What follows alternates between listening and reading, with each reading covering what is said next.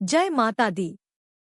दोस्तों, आपके अपने चैनल भजन कहानी में आपका बहुत बहुत स्वागत है। माँ भगवती दुर्गा की कृपा सदैव आप और आपके समस्त परिवार पर बनी रहे। दोस्तों, आज की वीडियो में मैं आपसे बात करने वाली हूँ वट सावित्री व्रत के बारे में। वट सावित्री का व्रत किया जाता है अखंड सौभाग्य की प्राप्ति के लिए, सुख समृद्धि के लिए और संतान की प्राप्ति के लिए। सुहागिन महिलाएं इस व्रत को धारण करके 16 श्रृंगार करती हैं और उसके बाद बरगद के वृक्ष की वट वृक्ष की पूजा करती हैं। बरगद के वृक्ष में ब्रह्मा, विष्णु और महेश तीनों का वास माना जाता है। इसलिए वट वृक्ष की पूजा करने से ब्रह्मा, विष्णु और महेश तीनों का आशीर्वाद प्राप्त हो जाता है। इसके अलावा इस दिन पूजा की जाती है सावित्री और सत्यवान की और मृत्यु के देवता यमराज की। तो वट सावित्री व्रत के दिन विधि विधान से सावित्री, सत्यवान, यमराज और भगवान विष्णु और ब्रह्मा महेश की पूजा आराधना हम करते हैं और अपने अखंड सौभाग्य के लिए, सुख समृद्धि के लिए और संतान की सफलता के लिए, संतान की प्राप्ति के लिए प्रार्थना करते हैं। तो यह तो एक छोटी सी जानकारी है कि क्यों हमें यह व्रत करना चाहिए। और अब बात करें कि यह व्रत कब किया जाता है, किस दिन किया जाता है। देखिए, वट सावित्री का व्रत कई स्थानों पर ज्येष्ठ मास की अमावस्या के दिन किया जाता है और कई स्थान ऐसे भी हैं जहां पर वट सावित्री का व्रत किया जाता है ज्येष्ठ मास की पूर्णिमा पर। तो अपने अपने क्षेत्र विशेष के अनुसार परंपरा है, लेकिन ज्यादातर स्थानों पर अमावस्या तिथि पर ज्येष्ठ मास की अमावस्या पर ही यह व्रत किया जाता है। तो अगर आपके यहाँ पूर्णिमा के दिन व्रत होता है तो आप पूर्णिमा के दिन कर सकते हैं, या फिर अमावस्या के दिन होता है तो अमावस्या के दिन कर सकते हैं। जैसा भी हमारे परिवार की परंपरा होती है उसी के अनुसार हम व्रत करते हैं। अब बात करें कि अगर आप ज्येष्ठ मास की अमावस्या पर यह व्रत करते हैं तो ज्येष्ठ मास की अमावस्या कब है। तो देखिए, ज्येष्ठ मास की अमावस्या तिथि प्रारंभ हो रही है 26 मई को दिन में 12:11 पर और इसका समापन होगा अगले दिन यानी कि 27 मई को सुबह 8:31 पर। ऐसे में 26 मई 2025 सोमवार के दिन अमावस्या तिथि का व्रत रखा जाएगा। इस बार वट सावित्री का व्रत और सोमवती अमावस्या, इन दोनों ही व्रतों का शुभ संयोग हमें प्राप्त हो रहा है 26 मई 2025 को। ऐसे में बहुत से भक्त हैं जो कि सोमवती अमावस्या का भी व्रत करते हैं और वट सावित्री का व्रत भी करते हैं। तो बहुत सारे भक्तों के प्रश्न होते हैं कि दोनों व्रत एक साथ कैसे करें। जी हाँ, दोनों व्रत आप एक साथ कर सकते हैं। मतलब सोमवती अमावस्या भी करते हैं तो वह भी कर लीजिए और साथ ही वट सावित्री का व्रत भी आप कर सकते हैं। अगर आपके यहाँ दोनों व्रत होते हैं तो कई स्थान हैं जहाँ पर कि दोनों व्रत नहीं होते हैं। कुछ लोग सिर्फ वट सावित्री का व्रत करते हैं और कहीं कहीं पर सिर्फ सोमवती अमावस्या भी होती है। तो जैसा भी आपके यहाँ होता है आप कर सकते हैं। लेकिन अगर आप दोनों व्रत कर रहे हैं, मतलब वट सावित्री का व्रत भी है आपका और इसके साथ ही सोमवती अमावस्या भी कर रहे हैं, तो ऐसे में आपको पीपल की पूजा भी करना है और इसके साथ ही वट वृक्ष का भी पूजन करना है। अब बात करें कि परिक्रमा कितनी बार करें। देखिए, परिक्रमा अपनी इच्छा के अनुसार आप 11 भी कर सकते हैं, 21 भी कर सकते हैं। वैसे 108 परिक्रमा कही जाती है करने के लिए कि अगर 108 परिक्रमा किया जाता है तो श्रेष्ठ माना जाता है। लेकिन मान लीजिए नहीं कर पाते हैं 108, तो जितना भी आपसे बन पाए, जैसे कि 11-21 जितना कर सकते हैं उतना कर लीजिए। 5 परिक्रमा भी कर सकते हैं, ठीक है। और कई भक्तों के प्रश्न आते हैं कि क्या पहली बार हम व्रत करना चाहते हैं तो इस बार से कर सकते हैं। जी हाँ, बिल्कुल कर सकते हैं। शुभ समय है, आप चाहे तो इस बार से व्रत का प्रारंभ कर सकते हैं। अच्छा, जैसे कई गर्भवती महिलाएं होती है अगर आपको यह व्रत प्रारंभ करना है पहली बार से तो भी आप कर सकते हैं। मतलब अगर आपका स्वास्थ्य ठीक है तो इस बार बहुत ही शुभ संयोग है। सोमवती अमावस्या भी मिल रही है आपको और वट सावित्री का व्रत भी है, तो आप बिल्कुल इस बार से व्रत का प्रारंभ कर सकते हैं। ठीक है। एक और प्रश्न आता है कि क्या कुंवारी कन्याएं वट सावित्री का व्रत धारण कर सकती हैं? देखिए, हर व्रत हर किसी के लिए नहीं होता है। वट सावित्री का व्रत सौभाग्यवती महिलाओं के लिए ही होता है। तो व्रत तो कुंवारी कन्याएं नहीं कर सकती हैं, लेकिन आप चाह तो वट वृक्ष की पूजा कर सकती हैं, परिक्रमा कर सकती हैं, क्योंकि वट सावित्री का दिन बहुत ही शुभ माना जाता है। ऐसे में पूजा कोई भी कर सकता है, क्योंकि पूजा किसी के लिए भी वर्जित नहीं मानी गई है।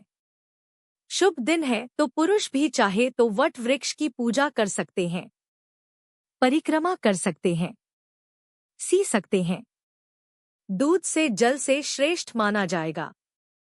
कुंवारी कन्याएं भी कर सकती हैं, कोई भी पूजा कर सकता है, लेकिन व्रत का एक नियम होता है। सौभाग्यवती महिलाओं के लिए कुछ विशेष व्रत बताए गए हैं। उन्हें सौभाग्यवती महिलाएं धारण करती हैं। तो सबके लिए व्रत नहीं है, लेकिन पूजा सबके लिए है। तो साधारण विधि से पूजा कोई भी कर सकता है, लेकिन कुछ विशेष विधि होती है सुहागन महिलाओं के लिए, वो सिर्फ सुहागन महिलाएं ही करती हैं। ठीक है, तो इस बात का आपको ध्यान रखना है। अब बात करें कि अगर आप व्रत करते हैं तो नहाए खाए में आपको किन बातों का ध्यान रखना है। देखिए, जो भी हम व्रत करते हैं एक दिन पहले शुद्ध और सात्विक भोजन हम लेते हैं।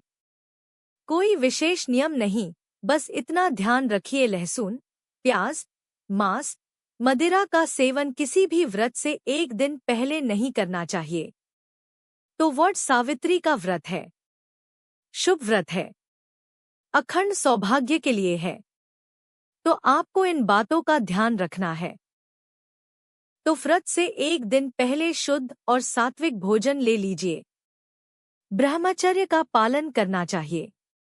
बाल वगैरह धोना होता है, तो यह सभी कार्य हम एक दिन पहले ही करते हैं। वट सावित्री व्रत है तो उस दिन आपको बाल नहीं धोना है। ठीक है। और जिस दिन व्रत धारण करना है उस दिन आपको प्रातः काल जल्दी उठना है। उठकर नित्य कर्मों से निवृत्त हो जाइए। स्नान कर लीजिए, स्वच्छ वस्त्र धारण कर लीजिए।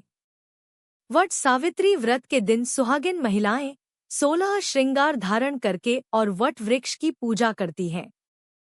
आप चाहे तो नई साड़ी, नए वस्त्र धारण कर सकती हैं, नहीं तो शुद्ध वस्त्र हो, बस इसका ध्यान रखिए। ठीक है। वट सावित्री व्रत के दिन शुभ रंगों के वस्त्र धारण करने चाहिए। काले, नीले, भूरे रंग के वस्त्र नहीं धारण करने चाहिए। ठीक है। और अब बात करें कि पूजा कब करना है। मतलब सुबह करें या फिर शाम को करें या फिर दोपहर को करें। देखिए, पूजा का एक जो नियम होता है, सुबह जितनी जल्दी हो उतनी जल्दी पूजा कर ली जाती है। वैसे भी गर्मियां हैं, धूप इतनी तेज हो जाती है। वृक्ष के पास हमें जाना होता है तो वहां पर और भी तेज धूप हो जाती है और निर्जला व्रत भी होता है। तो ऐसे में सुबह जितनी जल्दी पूजा हो जाए उतना ही श्रेष्ठ माना जाता है। मान लीजिए कई स्थानों पर ऐसा भी है कि दोपहर में पूजा होती है, तो अगर आपके यहाँ इस प्रकार का नियम है तो आप दोपहर में पूजा कर सकते हैं। ठीक है। इसके अलावा कुछ बहुत ही शुभ मुहूर्त आपको प्राप्त हो रहे हैं। इस समय में आप पूजा कर सकते हैं, जैसे कि वट सावित्री व्रत के दिन सुबह 8:52 से 10:25 तक शुभ चौघड़िया का मुहूर्त बन रहा है। इस समय में आप पूजा आराधना कर सकते हैं। इसके अलावा जो दूसरा शुभ मुहूर्त है सुबह 11:51 से दोपहर में 12:46 तक, यह अभिजीत मुहूर्त है। अभिजीत मुहूर्त भगवान श्री हरि विष्णु को अत्यंत प्रिय है, तो इसमें आप कोई भी कार्य करते हैं तो उसे बहुत ही शुभ माना जाता है। तो आप चाहे तो अभिजीत मुहूर्त में भी पूजा कर सकते हैं। अच्छा, अगर आप दोपहर में पूजा करते हैं, कई स्थानों पर होता है ना कि दोपहर में पूजा होती है, तो ऐसे में 3:45 से मतलब दोपहर में 3:45 से शाम को 5:28 तक अत्यंत ही श्रेष्ठ और शुभ मुहूर्त है। इस समय में भी आप पूजा कर सकते हैं। ठीक है। और अगर आप सुबह सुबह पूजा कर लेते हैं तो सर्वाधिक श्रेष्ठ है। सुबह 8:23 तक मतलब सूर्योदय से लेकर और सुबह 8:23 तक बहुत ही शुभ मुहूर्त है, तो आप इस समय में भी पूजा कर सकते हैं। ठीक है। तो पूजा के तो वैसे बहुत सारे मुहूर्त हैं, लेकिन मुहूर्त के अलावा भी आप सुबह जल्दी तैयार होकर और जितनी जल्दी आप पेड़ के पास चले जाते हैं, वृक्ष के पास चले जाते हैं, उतनी जल्दी आपकी पूजा अच्छे से हो जाती है। ठीक है। वैसे भी बहुत भीड़ होती है, और अगर आप किसी वृक्ष के नीचे नहीं जा पाते हैं, मान लीजिए कि आपके आसपास कोई वट वृक्ष नहीं है, पीपल का वृक्ष नहीं है, तो ऐसे में पूजा कैसे करें? देखिए, आप चाहे तो अपने घर में वट वृक्ष का एक छोटा सा पौधा गमले में लगाकर पूजा कर सकते हैं। अगर वह भी नहीं है तो आप चाहे तो वट वृक्ष की एक छोटी सी डंडी लेकर आइए और गमले में लगाकर उसकी भी पूजा कर सकते हैं। ठीक है।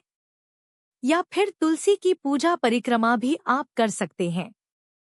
अगर बिल्कुल भी आपके पास वट वृक्ष नहीं है, पौधा नहीं है, डंडी भी नहीं मिल पाती है आपको, तो तुलसी महारानी सबके घर में मौजूद है, तो तुलसी महारानी की विधि विधान से पूजा कर लीजिए, परिक्रमा कर लीजिए। आपका वट सावित्री व्रत और सोमवती अमावस्या दोनों की पूजा मानी जाती है। पीपल और वट वृक्ष दोनों का लाभ आपको प्राप्त हो जाता है तुलसी महारानी की पूजा से। ठीक है। और अब बात करें कि अगर आप पीरियड्स की अवस्था में हैं, तब आपको पूजा कैसे करना है और व्रत कैसे करना है। देखिए, अगर आप पीरियड्स में हैं तो आप व्रत तो कर सकते हैं करना चाहे तो, लेकिन पूजा नहीं कर सकते हैं। तो ऐसे में आप चाहे तो अपने स्थान पर किसी से पूजा करवा सकते हैं। अगर वह भी नहीं संभव है तो आप स्वयं से मानसिक रूप से पूजा कर लीजिए।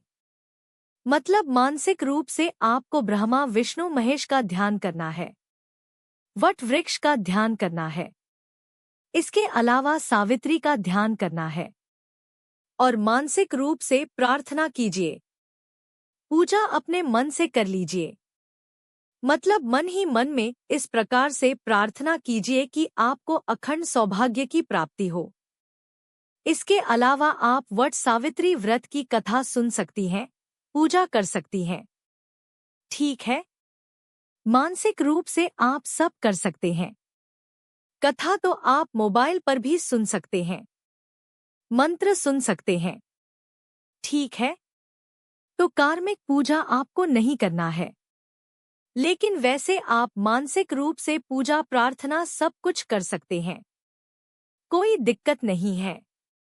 तो दोस्तों, वट सावित्री व्रत से संबंधित यह जानकारी उम्मीद करती हूँ आपके लिए उपयोगी होगी।